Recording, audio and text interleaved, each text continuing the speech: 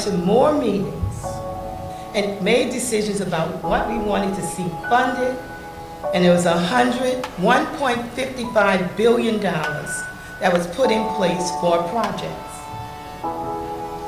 What happened to the money?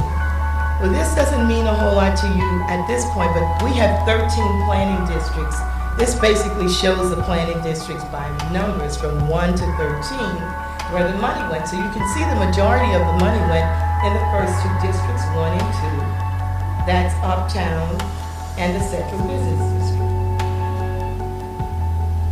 I have a whole lot of maps I could show you, but really and truly, this is the only one that matters in the end, because then if you divide the planning districts up by race, you basically find that there was 1.2,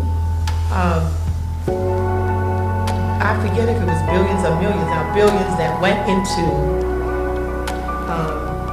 where white people live, and 1.1 that went into where white people live. Now, I'm a Southerner. I looked at that and I said, well, that's not true.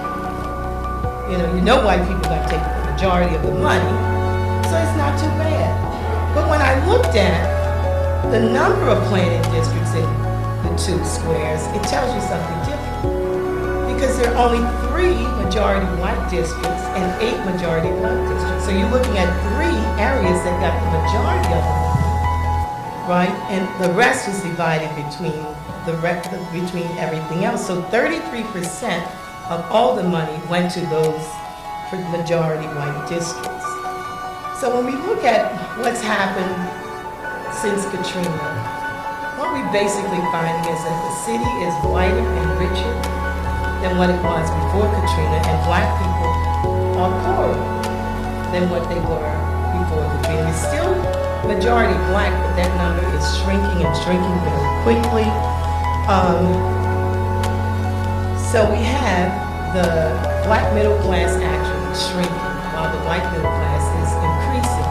What's interesting about that statistic is that it's not just that the white middle class is increasing, it's that the incomes are higher than the national average. So when we look at the data, you have middle class a certain range and upper class a certain range.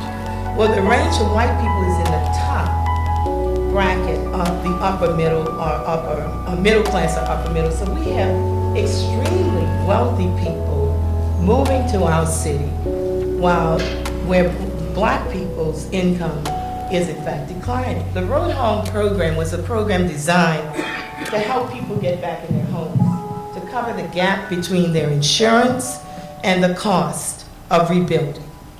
But it had a formula, and the formula was you have the pre-Katrina value of your house and the cost to rebuild your house.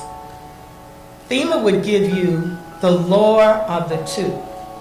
Now, ordinarily, that seems all right, except that we know that houses for African Americans have lower values than houses in white neighborhoods. So a big, beautiful house in a black neighborhood may still cost less than a tiny house in a particular white neighborhood. Now, these particular white neighborhoods were Metairie. There's nothing special about Metairie, except that it's white.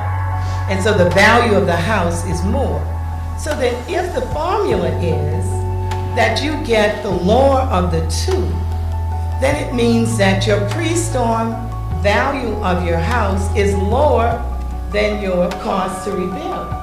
So large numbers of African Americans were left with not enough money to rebuild, while the majority of white people had all the money they needed to rebuild. And so what followed from that was a suit, and I'm going to go through this very quickly.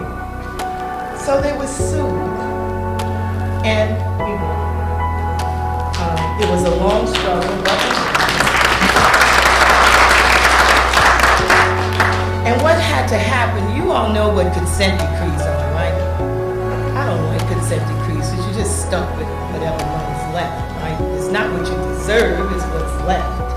And that's what happened here. They sued to stop FEMA from spending all the money, because we knew that when the money was gone, it was gone, right? So they sued to stop them from spending all of the money. And they froze, $460-some million And then they began to go back and give supplemental awards to African American homeowners who had not received the money that they deserved.